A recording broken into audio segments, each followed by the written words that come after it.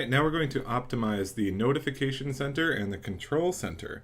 So the control center is actually just a new name for something that is new to iOS 7. So if you have a new iPad or the latest operating system, so it looks like this, has all these kind of icons on it, then that's what you have. So what you should know about this is in order to access the notification center, you can scroll down from the absolute top above the screen where the camera is with your finger in one smooth motion, and that will pull down the notification center. So it looks exactly like this, and you can scroll around and do all kinds of things with it. I don't have many notifications yet, and we'll go back to it soon. And then you just use the bottom and scroll it back up. So now to get the control center, you scroll from the very bottom and go up in one smooth motion. And that pulls it up like this. And so that is now the control center. Before you had to tap the home button twice and then scroll to the left, and Apple apparently thought that that was a waste of effort.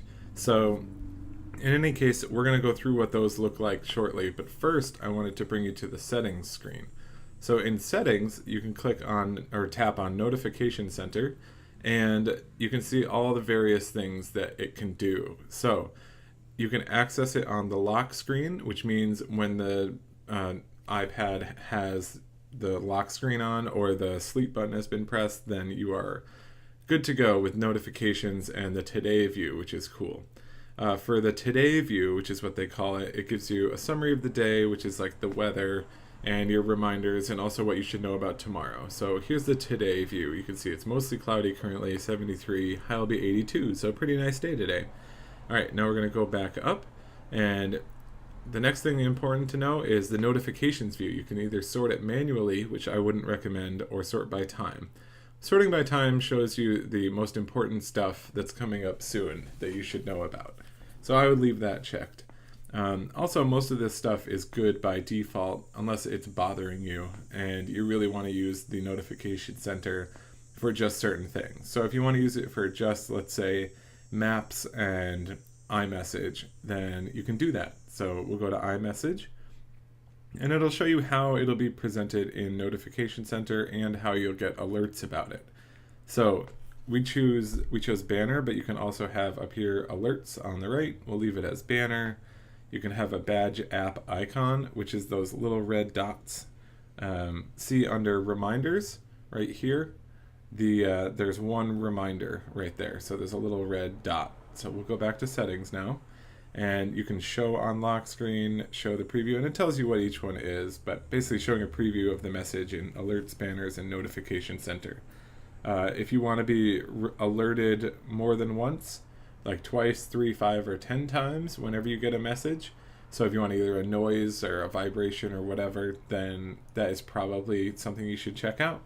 So that's just for messages. So as you can see, there's a ton of options that you should know about.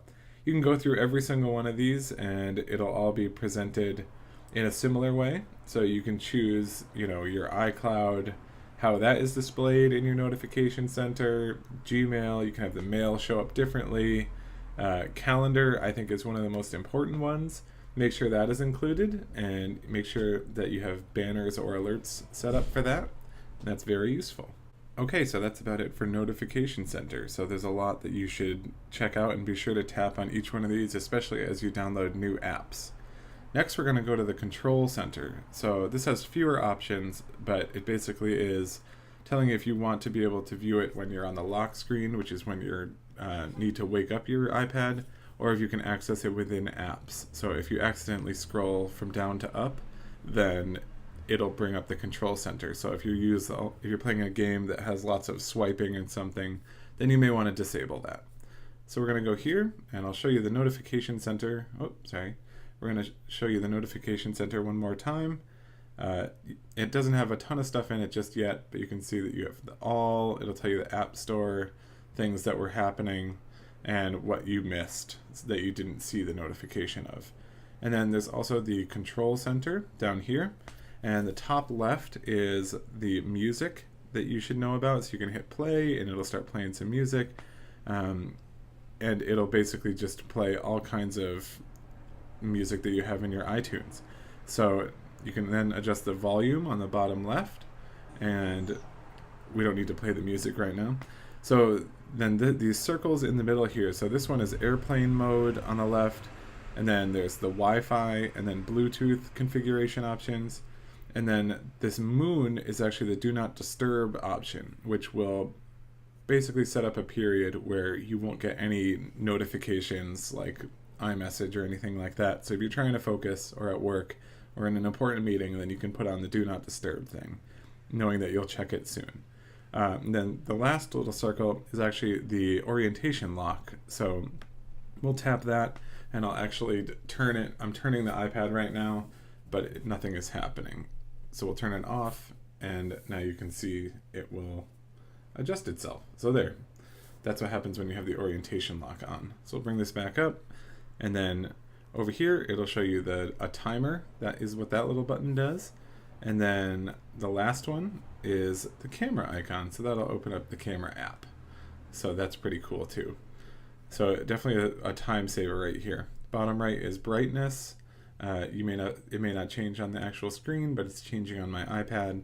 And here is all the AirPlay stuff. So if you have an Apple TV or an iMac, that'll tell you exactly how to mirror stuff with ease.